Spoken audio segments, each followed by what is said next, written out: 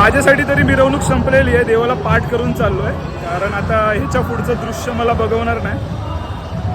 हे खूप जास्त विचित्र आणि क्लिष्ट होत चाललं माझ्यासाठी. म्हणजे आधी फक्त विसर्जनाचा तो क्षण होता, एकदा गणपती गेला आणि रिकामे पाठ पाहताना जे दुःख व्हायचं, त्या दुःखाचा जो टाइम स्पॅन आहे तो आता जवळपास 1.5 ते 2 दिवसावर आलेला आहे. म्हणजे मला जवळपास 2 दिवसापासून अस्वस्थ वाटत होतं आणि आज विसर्जन. जाणून बुजून मी लवकर आटपल्या गोष्टी, तरी आत्ता 11च वाजले आणि गणरायाने अजून आपला एरिया सोडला पण नाही. पण हीच निरोप घ्यायची वेळ समजून मी चाललो आहे आता परत रिटर्न. आता परत मागे बघणं नाही. त्याचबरोबर सुख किती क्षणिक आहे या गोष्टीचं रिअलायझेशन विसर्जन मिरवणूक करून देते. मला कितीतरी मागे बघावं असं वाटलं ना, तरी मी मागे बघणार नाही आहे. मी रिटर्न घरी चाललो. बाकी गणेशाला तर काय सांगायचं, सर्व गोष्टी त्याला माहिती आहेत. पण ना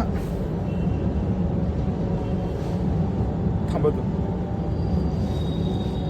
म्हणजे तुम्ही जर गिरगाव चौपाटीवर जाऊन तो क्षण पाहाल ना, तर तो खूप जास्त विचित्र असतो. काही लोकांसाठी आनंदाचा असतो, काही लोकांसाठी दुःखाचा असतो. खूप लोक रडतात.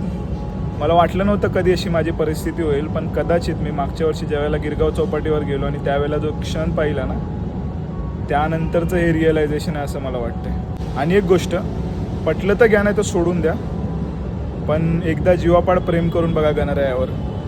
खूप जास्त भरभरून देतोच, आधार म्हणून तुमच्या मागे उभा राहतो. आणि अजून एक गोष्ट, ही माया जी लावून जातो ना 10 दिवसामध्ये, ती खूप एक इंटरेस्टिंग गोष्ट सांगतो. विसर्जन मिरवणुकीतून येत असताना, म्हणजे मी पाठ दाखवली होती, त्यामुळे जी लोक परत एकदा काही कारणासाठी ब्रेक घेण्यासाठी वगैरे आली होती ना घरी, ती परत जात होती विसर्जन मिरवणुकीमध्ये त्याला निरोप देण्याकरिता. आणि प्रत्येकजण मला विचारत होता की येत नाही का पूर्ण, येत नाही का पूर्ण. मी कसं सांगू त्यांना की माझ्या मनामध्ये कुठली घालमेल आणि कुठल्या प्रकारची भावना झाली आहे ती. बाकी असं रिकामी मंडप पाहणं थोडंसं विचित्र आणि खूप जास्त कठीण आहे, पण काय करणार.